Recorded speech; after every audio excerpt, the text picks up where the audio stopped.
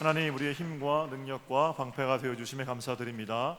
선하신 하나님께서 오늘도 부족한 종을 단위에 세우셨사오니 능력의 장 중에 붙드시고 하나님 은혜의 말씀을 전하는 도구로만 사용하옵소서. 감사하옵고 주님의 이름으로 기도 올려나이다. 아멘. 할렐루야. 네, 앞에 뒤에 분 사랑합니다. 축복합니다. 인사하시죠. 네.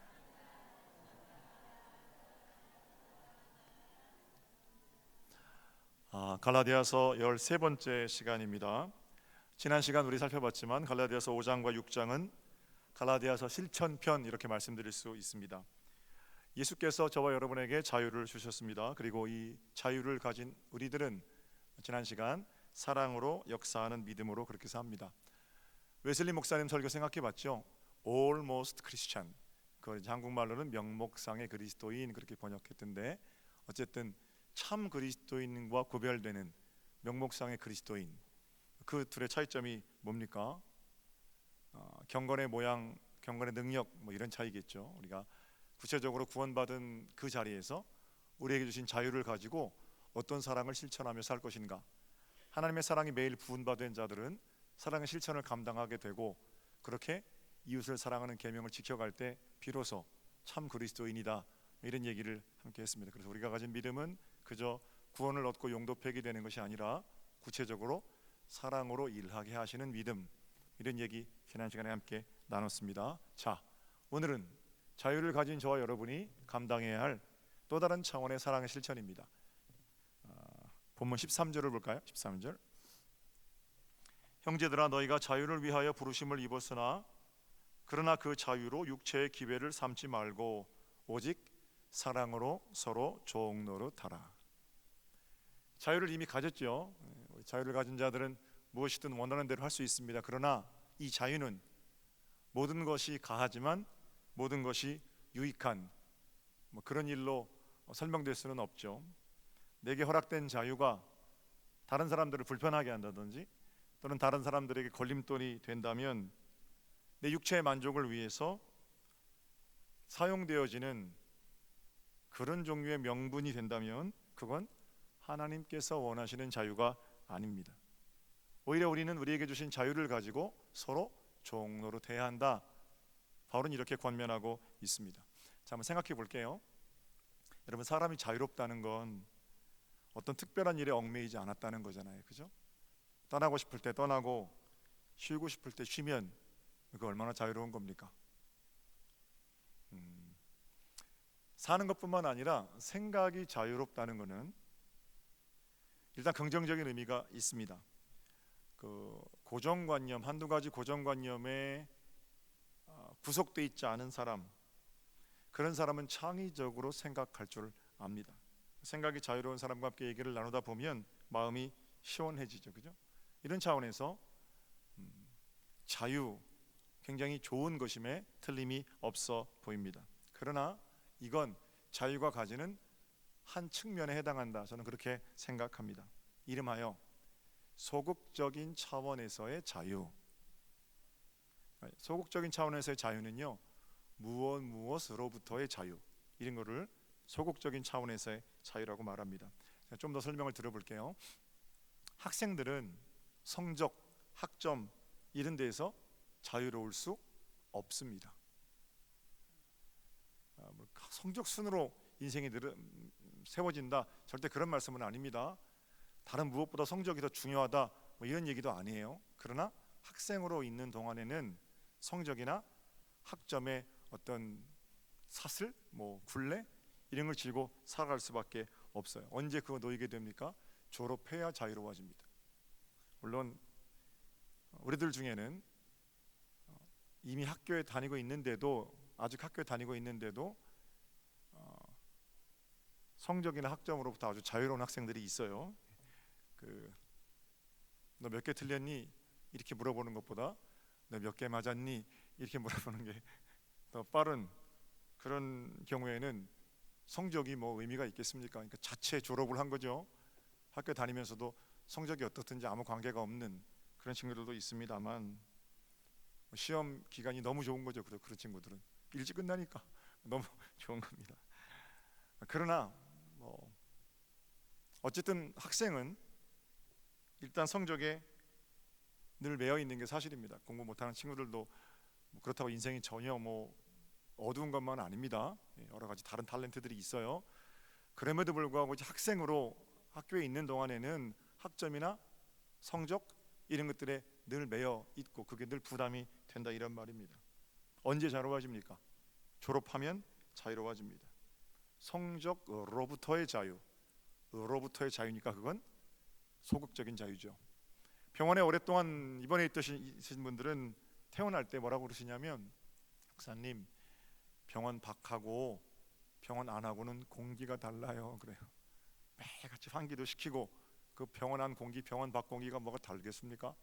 그런데 그분들이 그렇게 느끼는 것은 그동안 자기를 묶고 있던 질병 또는 질병에 대한 부담, 두려움, 진료 이런 것들로부터 벗어나기 때문에 병원 밖 공기가 병원 안 공기랑은 다르다 이렇게 말씀하시는 거죠. 질병으로 인한 두려움 또는 몸의 질병, 아픔 이런 것들로부터 노임받게 되죠. 태어나는 자리는 역시 소극적 자유입니다. 무엇으로부터 노임받는 자리. 결혼을 고대하던 노총각 노처녀가 결혼을 하게 되면 솔로 탈출, 그러죠. 솔로 탈출, 솔로로부터 노임받게 되는 그런 자유가 있어요. 올해도 저희 교회 11월 달에 결혼식 3건 4건 있는데 복된 일입니다. 홀로 사는 것으로부터의 자유, 이게 과연 자유인지는 결혼해서 살다 보면 금방 알게 됩니다만, 어쨌든 자신을 묶고 있는 명절에 내려가면 언제 결혼하니 하는 그 결혼의 부담으로부터 노임받는 자유니까 그런 차원으로 보면 그것 역시 소극적 차원에서의 자유입니다. 가난으로부터의 자유, 문제로부터의 자유, 전부 다 소극적인 자유입니다. 그러면 소극적 자유가 한 측면이라면 반대도 있을 거 아니에요, 그죠? 적극적인 자유, 이거는 무엇으로의 자유입니다. 바울은 이제까지 4장 거쳐오면서 죄와 율법으로부터의 자유를 말했습니다. 지난 시간 그렇게 율법으로부터 자유롭게 된 자는, 또는 예수 그리스도의 돌아가심으로 자유를 가진 자는 우리를 묶고 있는 모든 것으로부터 노임받았으니까 적극적인 자유, 어떻게? 사랑으로 역사하는 믿음으로 살아야 한다, 이런 얘기를 함께 나눈 겁니다. 적극적인 자유는 자유를 가진 자가 살아가는 삶, 사랑으로 역사하는 믿음을 가지고 산다, 지난주 삶의 얘기의 내용이었고요. 미움으로부터 해방된 자는 미움의 지배를 받지 않는 자리에서 적극적으로 사랑하며 살아야 하고, 죄로부터 노임받은 자는 나 자유 얻었네, 너 자유 얻었네 노래만 부를 게 아니라 죄로부터 노임받은 그 자유, 내가 무엇인가를 선택할 수 있는 자유를 가지고 사랑의 실천을 선택해야 하고, 이렇게 해야 자유가 완성되는 겁니다. 적극적인 차원에서의 자유는 하나님께서 우리 마음 가운데 부어주신 사랑을 가지고 무엇을 선택할 것인가의 문제입니다. 무엇으로부터 노임받은 우리가 무엇을 하며 어떻게 살 것인가. 학교를 졸업하면 학점으로부터 자유롭잖아요. 그러면 졸업을 해서 그 자유를 가지게 됐으면, 졸업을 해서 자유롭든 아니면 아직 학교 다니고 있을 때 자유롭든 간에 내가 그 학점에 영향을 받지 않는다면 나는 자유입니다. 그럼 뭘 해야 될 거 아니에요. 매일 PC방이나 가고 매일 친구들하고 놀러 다니려고 졸업하고 자유를 맛보게 되면 그거 진정한 자유라고 말할 수 있겠습니까? 병원에서 고침받고 몸이 깨끗해졌으면 질병으로부터 노임받은 자유가 있는 거죠. 질병의 두려움으로부터 노임받은 자유가 있는 거죠. 그러면 깨끗해진 몸을 가지고, 건강해진 몸을 가지고 무엇을 선택할 것인가의 문제가 우리 가운데 있잖아요. 매일 병원에만 가서 삽니까?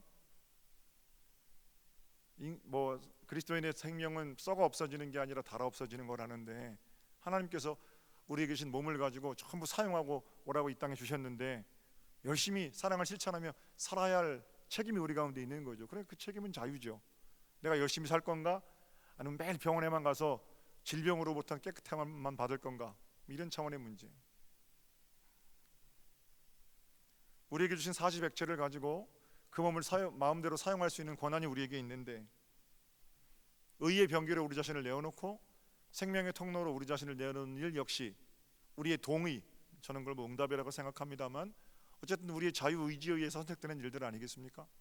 그런 자유까지가 무엇으로의 자유, 적극적으로 우리에게 주신 자유를 완성하는 길이 된다라는 거죠. 너무너무 혼자 사는 게 힘들어요. 부담스러워요. 그런데 사랑하는 여인을 만나서, 사랑하는 남자를 만나서 가정을 꾸리게 됐어요. 그러면 지긋지긋한 솔로로부터 탈출하는 소극적 자유를 포함해서 그때부터 시작되는 것은 내 마음대로 하는 게 아니라 사랑하는 나의 남편, 사랑하는 나의 아내에게 사명을 감당해야 할 자유를 가지게 되는 거죠. 그죠? 그런 자유를 선택할 권한이 우리 가운데 있는 건데, 여전히 나는 자유롭고 싶다, 결혼을 한 사람이 자유 남편, 자유 부인 그렇게 살면 어떻게 되겠습니까? 가정이 파탄이 나겠죠. 그런 차원에서 우리에게 주신 자유는 우리를 묶고 있는, 우리를 얽어매고 있는 여러 가지 것으로부터 자유인 동시에 우리가 무엇을 할 것인가, 무엇을 선택할 것인가 하는 적극적인 의미의 자유를 포함한다 이 말입니다. 죄와 율법의 굴레로부터 우리는 예수 그리스도의 보혈의 공로로 자유함을 얻었습니다. 이 자유를 가지고 다른 사람들의 걸림돌이 된다든지 나 하고 싶은 대로 하는데 네가 무슨 상관이냐 이렇게 말하는 것은 우리에게 주신 자유의 본래적인 뜻이 아니라는 겁니다. 이 자유는 내 마음대로 내 육체 하고 싶은 대로 하는데 사용되어지는 명분도 될 수 없습니다. 그러면 그 자유를 가지고 뭐 하는 거냐? 사도 바울이 오늘 본문에 다시 한번 말하고 있어요. 13절을 다시 한번 읽어볼게요. 형제들아 너희가 자유를 위하여 부르심을 입었으나, 됐죠? 그거는 네 마음대로 하는 그런 자유가 아니라 그 자유로 먼저는 육체의 기회를 삼지 말아라. 또 그 자유로 어떻게 해요? 사랑으로 서로 종노릇하라. 자유로 육체의 기회를 삼는다는 건 어떤 겁니까? 제가 재미있는 예를 한번 들어볼게요. 여러분 혹시 술 드십니까? 아니 목사님 무슨 우리 교인들한테 무슨 그런 질문을 하십니까? 제가 통계를 봤는데요.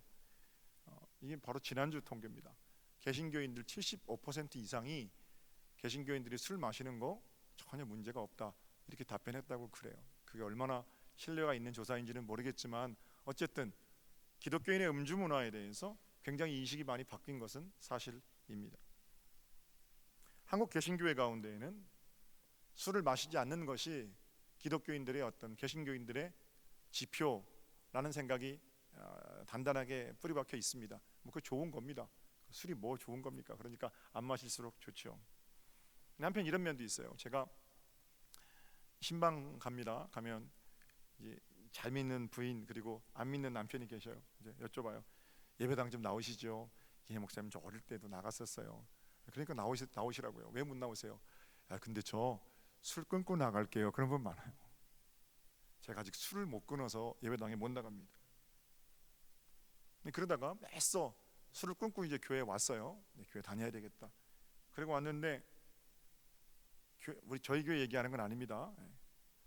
그렇게 술을 끊고 온 사람이 있는데 남성교회 모임한다니까 어디 가서 술 한잔 마시고 소그룹 모임한다니까 밥 먹으면서 술 한 잔씩 하고, 그런 사람들에게는 아니 이게 뭐 교인들이 이런가 이렇게 생각할 수 있어요. 그 생각이 옳든지 그르든지 간에 그렇게 되면 그분이 신앙생활 제대로 할 수 있겠습니까?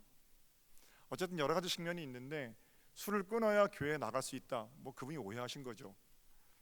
제가 정죄하는 건 절대로 아닙니다만 모르긴 해도 여기 앉아 계신 분들 중에서 지난 한 주간 꽤 많은 분들이 술 한두 잔 하고 오셨을 겁니다.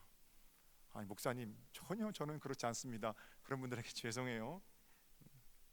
어쩌면 우리 중에는 지난 한 주간 하루 정도는 인사불성이 될 정도로 폭음을 하고 여기 오신 분들이 계실지도 모릅니다. 그런 일이, 술을 끊어내는 일이 참 어려운 일이라고 생각하고 계시는 분들이 계실지도 모르고요. 일단 저는 제 생각에는 술을 마시는 건 교회 나오고 등록하고 예배당 다니며 신앙생활 하는데 아무런 흠도 되지 않는다, 저는 그렇게 생각합니다. 물론 더 즐거운 일, 새술, 그리스도 안에 선을 향하는 기쁨, 보람 이런 것들을 맛보고 나면 알코올로부터는 자유롭게 탈출하시게 됩니다. 알코올이 주는 기쁨, 거기 매여 사는 삶, 그런 것들과 결별하는 방법은 거룩한 일들로 바빠지는 겁니다.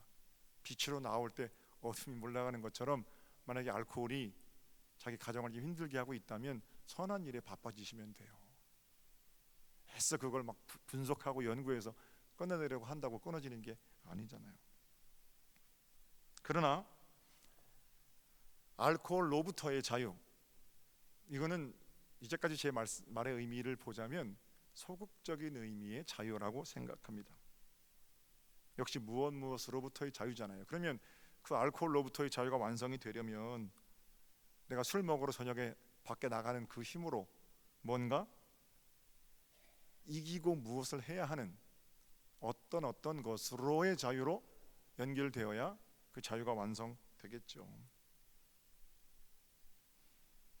다 할 수 있지만, 다 해도 괜찮지만 율법, 육체의 기회를 삼지 말아라.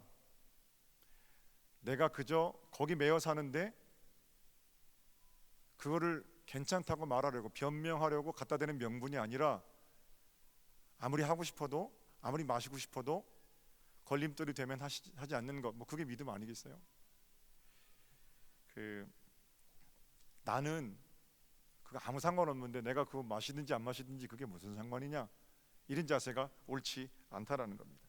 그러니까 거기 묶여 있는지도 모르는 거예요. 독일에 가니까 촬영 이제 끝났잖아요. 한디포 촬영 끝나고 중간에 이제 점심 먹으러 갔다가 오후 촬영하려고 점심 먹으러 갔습니다. 그 촬영할 때 만난 권사님들이 그 베를린 순복음교회 권사님이시거든요. 순복음교회는 오순절 계통은 조금 더 보수적입니다. 그래서 굉장히 그 경건하고 거룩한 표지를, 미국의 교회들 교단별로 음주에 대해서 조사를 해봐도 통계가 제일 그걸 이제 반대하고 기독교는 술 마시면 안 된다라는 얘기가 많이 나오는 그 교파가 오순절이에요. 순복음교인들이란 말이에요. 근데 그 독일 이제 베를린 순복음교회 권사님이신데 같이 이제 촬영을 하고 점심을 먹으러 갔어요. 점심 메뉴가 딱 나오는데 목사님, 저한테요, 목사님 맥주 한잔 하시겠어요? 그러는 거예요. 아니 그 일이 무슨 바깥에서 원래 알던 사람이라든지 저를 그런 사람도 아니고요. 거기서 만난 사람이에요. 촬영하려고. 근데 내가 가서 무슨 여기 분들은 맥주를 마십니까? 여기 목사님들도 다 마셔요. 괜찮습니다. 그리고 제가 이제 걱정을 하니까 뭐라 그러냐면 목사님 이거 무알코올이라서 괜찮습니다. 그래요. 똑같이 생겼어요 맥주하고. 그런데 알코올이 없는 맥주니까 목사님 드시라는 거예요. 그냥 퀴즈. 제가 먹었을까요? 안 먹었을까요?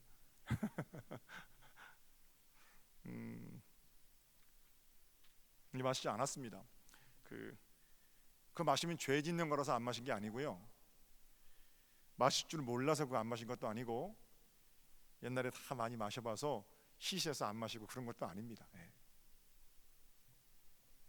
제가 아는 거는 제가 그걸 한 잔 받아서 벌컥벌컥 마셔도 제 구원에는 아무런 변화가 일어나지 않는다는 거 그거 저 압니다.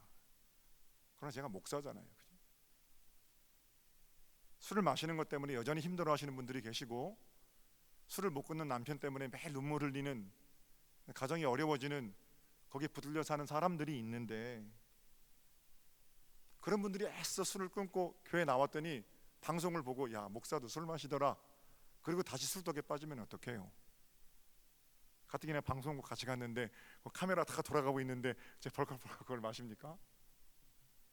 전국의 시청자들이 보기라도 한다면 우리 교회에는 소동이 일어나지 않겠습니까? 공연한 어려움, 그 어려움을 제가 다 감당하고 가겠다, 그럴 만한 그 명분이 됩니까? 그 맥주 한 잔 마시는 게? 그거 안 되잖아요. 그러니까 안 마시는 게 나은 거죠. 얼마나 시원하겠습니까? 저는 물론 탄산수를 마셨습니다만 그 시원한 거를 먹는, 그래서 기름기를 씻어내고 막 얘기를 하시던데 어쨌든 그런 것이 아무런 나에게 해가 되지 않는다는 건 알지만 그래도 내 육체의 기회를 삼지 않는다는 것은 하지 않는 것, 그런 게 우리에게 주신 자유를 바로 사용하는 길이 아니겠습니까? 적어도 권사님쯤 되셨으면, 그렇죠? 적어도 교회 집사님쯤 되셨으면 내 자유를 가지고 내가 아무 데나 가는데 그게 무슨 상관이냐 이런 말은 하지 않아야 되겠죠. 그죠? 성령 하나님께서 우리를 통해서 복된 일을 하시려고 할 때 내게 있는 자유를 그렇게 마음대로 사용하는 것, 그러라고 주신 자유가 아니라는 겁니다. 먹든지 마시든지 하나님의 영광을 위해서 하라는 말씀은 무엇을 먹고 무엇을 먹지 말아라 이런 종류의 음성이 아니고, 하나님의 영광을 위해서는 이 모든 것들이 육체의 기회로 삼아져서는 안 된다 라는 것들을 말씀하시는 거죠. 그럼 어떻게 하는 것이 우리에게 주신 자유를 사용하는 것인가? 13절에 보면 사랑으로 서로 종노릇하라 그래요. 우리가 죄와 율법으로부터 노임받았으면 그 소극적 차원의 자유, 우리에게 허락된 자유를 가지고 적극적으로 어떻게 해요? 사랑으로 서로 낮아지는 일, 하나님께서 우리에게 부탁하신 일입니다. 우리 주님은 섬김을 받으려고 이 땅에 오시지 않았고 섬기려고 오셨다. 본인 입으로 그렇게 말씀하셨어요. 직분에 관계없이 모든 그리스도인들이 높아져야 한다면, 여러분이 높아지셔야 하는 이유는 나 자신을 위해서가 아닙니다. 그건 더 많이 섬길 수 있기 때문입니다. 저는 우리 교회 교인들이 부자가 되기를 바라는데 수백 평의 대지 위에 그림 같은 집을 짓고 풀장 놓고 수십 대 자가용 놓고 사는 그런 괜찮습니다. 그럼 왜 그렇게 부자가 되어야 합니까? 그래야 우리가 그 많은 것으로 많이 나눠줄 수 있기 때문입니다. 그렇지 않으면 우리가 부자가 될 이유가 하나도 없죠. 제가 신방 다녀보니까 행복한 건 절대로 아파트 평수순이 아니더라고요. 신방 다녀보니까 행복한 건 절대로 자식이 서울대 가고 하버드 가고 이런 게 아니더라고요. 일시적인 거예요. 다 그거 지나가는 행복. 그러나 힘들고 어렵게 살아도 날마다 천국을 살아내는 사람들이 있어요. 그렇다면 정말 우리가 그럼에도 불구하고 더 부자가 되어야 한다면 그 부를 가지고 많이 나눠줄 수 있기 때문이 아니겠습니까? 그런 적극적인 사랑의 실천, 섬기는 자로 사는 것, 바로 이런 것들이 하나님이시면서 인간이 되셔서 인간을 통째로 섬겨주신 우리 구주 예수 그리스도, 그분을 따라 사는 길이겠죠. 각각 자기보다 남을 낮게 여기고, 낮게 여기라는 것은 누구를 만나든지 당신은 나보다 더 존귀한 사람입니다. 이 천국이죠, 그죠? 이 낮게를 어떻게 생각하냐면 낮게 이렇게 생각해요. 어쨌든 내가 높아지고 팔꿈치로 치고 올라가서 맨 꼭대기에, 맨 앞에 서야만 성공이라고 세상에 그 앞서가는 것들을 성공으로 숭상하는 시대에 우리 주님께서는 아니다. 남을 앞세우는 것, 남을 존경하고 세워진 네가 나든 가지가 되는 것, 이것이 천국의 길이다 말씀하시거든요. 당신을 사랑합니다. 당신이 존귀합니다. 앞에서는 그렇게 하면서 속으로는 주도권을 주기 위해 몸부림치는 무서운 말씀을 주시는데 15절입니다. 15절. 만일 서로 물고 먹으면 피차 멸망할까 조심하라. 서로 물고 뜯는 이유가 있어요. 제가 얘기를 가만히 들어보면 이유 없이 그러는 사람은 없어요. 그리고 때로는 우리가 그 이유가 합리적이라고 생각합니다. 그러나 합리적인 이유 이면에 어떤 의도를 가지고 있는가를 잘 보질 못해요. 한쪽 말 들으면 어쨌든 그 사람을 이해하려는 마음으로 그 말을 듣잖아요. 그러면 그 물어뜯는 대상이 되는 그 놈은 진짜 나쁜 놈이 있는 거예요. 거기 한두 번 맞장구를 치기 시작하면 그런 어떤 나쁜 놈이라는 그 가면, 프레임, 여기서 벗어나기가 진짜 힘듭니다. 정치권을 보면 제가 이제 공예배에서는 정치하시는 분들 얘기 잘 안 하려고 그러는데 저희 교회 정치하는 분들 계시고, 그래서 한쪽에는 다 적폐청산 기치를 내걸고 물어뜯고, 다른 한쪽은 좌파의 이율 배반, 그리고 물어뜯고, 그게 지금 우리나라 정치의 현실 아닙니까? 목소리도 있는 대로 높이고 상대방을 끌어내려야만 정의로워지는 거다라고 말하는데, 하나님께서 우리에게 그런 일을 하라고 자유를 주신 거 아니잖아요. 촛불을 들든 태극기를 들든 우리가 조금은 우리에게 주신 자유를 좀 더 낮은 자리에, 또 깊은 자리에 사용해야 하지 않겠습니까? 지난 수요일에 사도행전 10장 말씀 살펴봤는데요, 베드로가 요바로 갑니다. 요바에 누가 있냐면 다비다. 그 여인의 이름은 그들의 말로는 도르가인데 그걸 암사슴, 이름만 아름다운 게 아니라 그 여인은 선을 행하는 사람입니다. 그저 남은 거 가지고 도와주고 남은 거 가지고 구제하고 이런 사람 아니고 정성껏 새 옷을 지어서 가난한 사람들에게 입혔던, 그러니까 그 다비다가 죽었을 때 같이 있던 사람들이 얼마나 슬퍼요. 다비다가 죽은 자리에서 다비다가 평상시에 살아있을 때 했던 일들을 다 내놓고 다 울면서 하나님이 사랑하는 사람, 이 좋은 사람을 왜 데려가셨습니까? 이렇게 슬퍼하고 있을 때 베드로가 거기 오잖아요. 베드로가 사람들을 전부 내보냅니다. 그리고 나서 다비다 앞에 무릎을 꿇고 기도를 해요. 그랬더니 사도행전 10장에는 놀랍게도 다비다가 살아났답니다. 그러니까 다비다의 소생, 이게 이야기의 주인공이 아닙니다. 각종 죽은 다비다를 살려내는, 각종 죽은 아름다움들을, 그러니까 더러워진 것들을 더 아름답게 진짜 다비다를 만들어내는 길은 누군가의 무릎 꿇음이 있어야 된다는 거고요. 그게 누구예요? 사도 베드로입니다.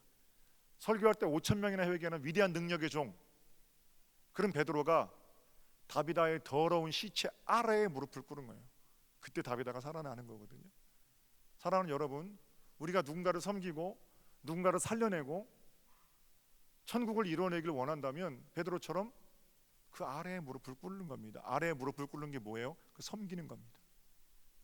섬김이 아니고서는 생명이 살아날 방법이 없는 거예요.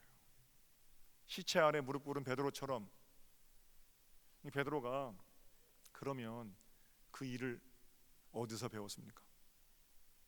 배운 대로 하거든요. 사람은 누구랑 같이 있느냐가 중요한 거예요. 그래서 베드로 예수님한테 배운 대로 하는 겁니다. 그날 저녁에 예수님 잡히시던 날 밤입니다.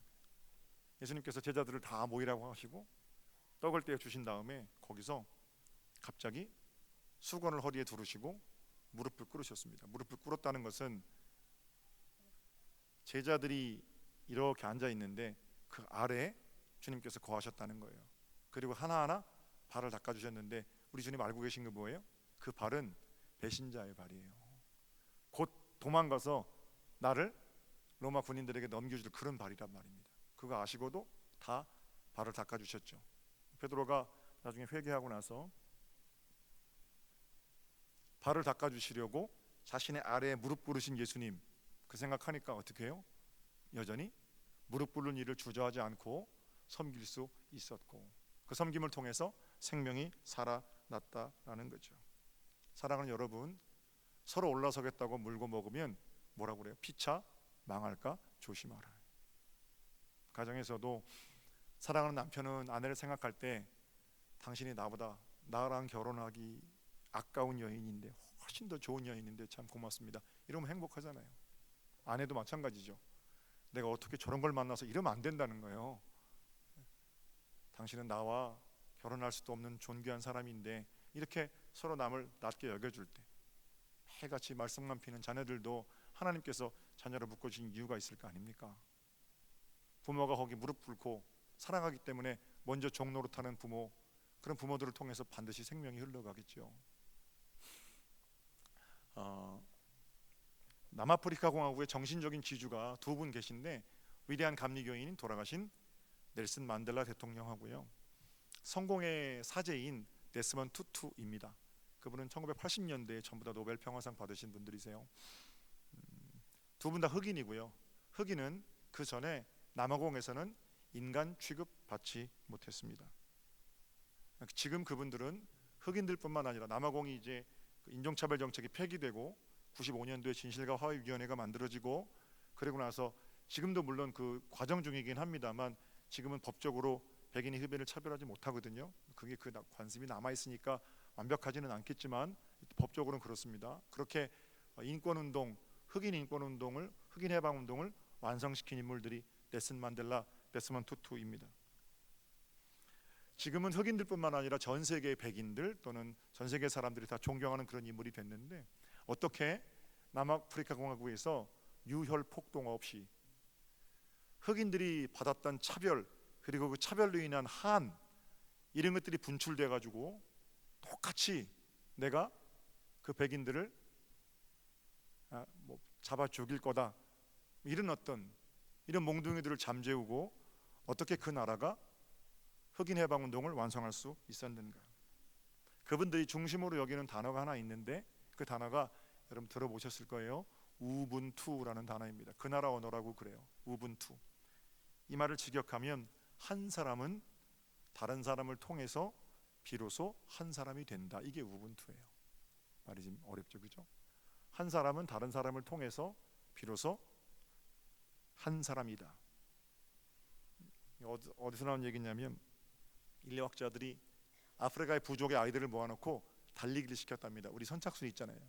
나무 밑에다가 과자 박스를 갖다 놓고 그 과자 박스는 애들이 너무너무 좋아하는 그러나 쉽게 먹을 수 없는 아주 진귀한 것들이에요.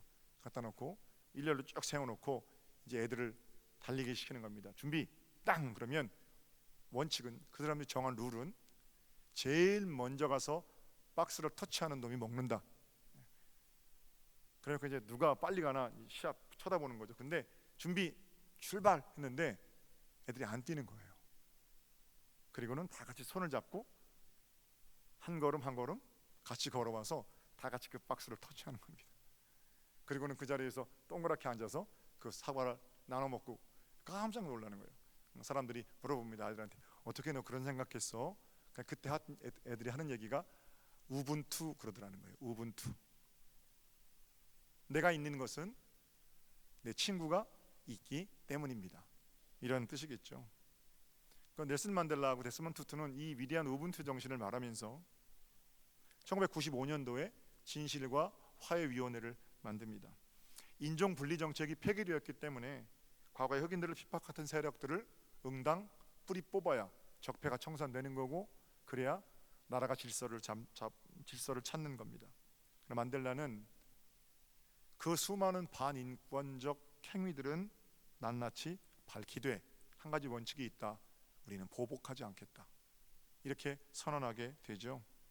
그리고 차별을 당한 자가 보복이 아닌 화해의 길을 도모하고 나서게 됩니다. 정적들을 제거하고 자기들만의 천국으로 완성시키는 그런 하나님 나라가 아니라 그래서 정권이 바뀔 때마다 자기와 반대되는 정적들을 제거해야 자기의 직성이 풀리는 그런 비뚤어진 나라가 아니라 함께 걸어가는 길을 택하게 되는 겁니다. 사랑으로 종로로 타는 일, 우리에게 주신 자유를 가지고 서로 낮아지고 섬기려고 하는 일, 저는 이 일과 다르지 않다라고 생각합니다. 다른 사람을 통해서 비로소 내가 나일 수 있음을 기억하는 우분투 정신. 우리나라에도 있죠. 널리 인간을 이롭게 한다. 홍익인간, 그것도 확대해서 해석하면 그렇게 되겠지만 성경에도 있어요. 누구든지 남에게 대접을 받고 싶은 대로 남을 대접하십시오. 이것이 온 율법입니다. 이것이 온 선지자의 외침입니다. 오늘 본문에도 내 이웃을 내 몸처럼 사랑하라 하신 그 한 말씀 거기 안에 다 들어 있습니다. 여러분들이 가진 믿음이 이웃을 사랑하지 않는데 그게 어떻게 믿음일 수 있겠습니까? 섬기는 것 바로 그 일은 우리에게 주신 하나님의 자유, 그 자유의 특권임에 틀림이 없는 겁니다. 사랑하는 여러분, 이번 한 주간 주님께서 오롯이 걸어가심으로 자유를 완성하신 분께서 그 자유로 사는 길도 우리에게 보여주신 거죠. 우리 그 자유를 가지고 사랑으로 서로 종노릇하는 복된 자유의 완성이 여러분의 것이 되시기를 우리 주님의 이름으로 축복합니다. 자, 제가 마지막으로 한 말씀만 더 드릴게요. 다시 한번 13절 보여주세요. 반주를 좀 해줄까요? 조그맣게. 그 자유로 육체의 기회를 삼지 말고 중간쯤에요. 오직 서로 종노릇하라. 그 앞에 무슨 말이 있어요? 사랑으로, 그러죠? 사랑으로. 서로 종노릇한다는 것은 내가 종노릇하려고 나서고 애쓰려는 그런 노력도 중요하지만 우리 가운데 사랑이 부어지면 자연스럽게 감당하게 되는 일입니다. 이번 추석에 저는 저희 친정도 가깝고 저희 처가도 가깝고 그래요. 그래서 명절에 가면 보통 하루씩 주무시고 오는데 저는 잠을 자지 않습니다. 거기서 잘 걸 뭐 5분 만이면 우리 집인데 우리 집에서 자면 되죠. 그래서 이제 토요일 날 저녁에 갔어요. 가서 아버지랑 같이 저녁 때 얘기도 하고 뭐 차도 마시고 과자도 먹고 이렇게 얘기하고 있다가 9시 반쯤 돼서 왔습니다. 집에. 잠은 거기서 잘 필요가 없잖아요. 저희 집 바로 옆인데. 동의하지 않으시는 분들이 계실지도 몰라요. 근데 왔는데 제 아들이 저한테 그러는 거예요. 아빠, 제가 장남이니까 대표로 할아버지 집에서 하루 자겠습니다. 얼마나 기특해요. 네 잘했다. 사실은 잘하는 이유는 그 집에 있으면 잔소리 하니까 이렇게 TV에 연결해서 하는 그 오락하는 거 있거든요. 거실에 가서 그냥 그 실컷 혼자 하려고 보냈어요. 보냈는데 그 다음 날 저한테 와서 거기서 잤어요. 하루.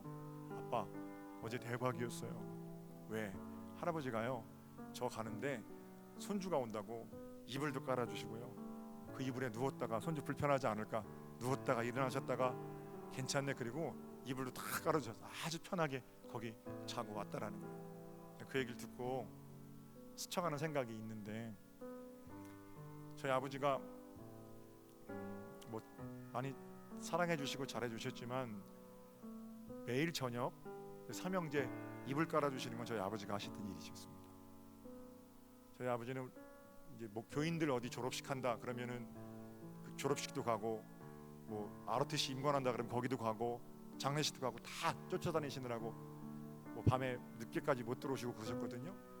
그런데 정작 제 초등학교, 중학교, 고등학교, 대학교 졸업식에는 한 번도 못 오셨어요. 그러니까 그런 일들이 좀 아쉬우셨는지 매일 저녁에는 저희가 들어가잖아요. 그러니까 저녁에 저희 방에 오셔서 이불 깔아주시고, 물론 개는 건 저희가 갭니다만 그렇게 하셨거든요. 근데 그 아들이 그 말을 하는데 제가 그 생각이 참 나는 거예요. 야, 그렇죠. 우리 아버지가 나 자랄 때 매일 이불 깔아주셨지. 이불 까는 건 누가 하는 겁니까? 종이 하는 겁니다. 그죠? 아버지가 종입니까? 세상 모든 부모들이 자식을 향해서 종이 하는 일을 감당합니다. 왜 그러는 겁니까? 사랑하기 때문에 감당하는 겁니다. 서로 섬기는 일, 사랑으로 서로 종노릇하는 일, 억지로는 절대로 안 되는 거예요. 누가 시켜서 하는 일이 아니에요. 월급 아무리 줘도 종노릇하는 거 그 기쁨으로 감당할 수 없습니다. 그러나 사랑하면, 우리 마음 가운데 하나님의 사랑이 부은 바 되면 그 일은 하지 말라고 해도 저절로 하게 되는 겁니다. 하나님께서 우리에게 주신 자유, 그걸 어떻게 사용하시겠습니까?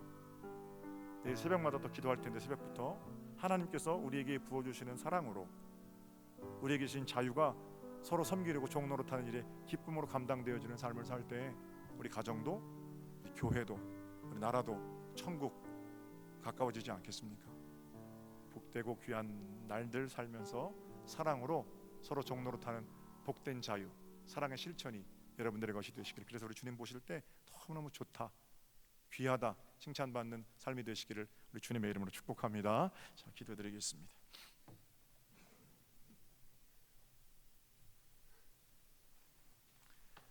하나님, 우리에게 주신 자유를 가지고 사랑의 실천, 복되고 귀한 자리를 살아내는, 서로 섬기며 종노릇하는 일이 기쁨으로 감당되어지는 은혜의 날들, 이번 한 주간 저희들의 삶이 되게 하여 주시옵소서. 감사하옵고 주님의 이름으로 기도 올렸나이다. 아멘.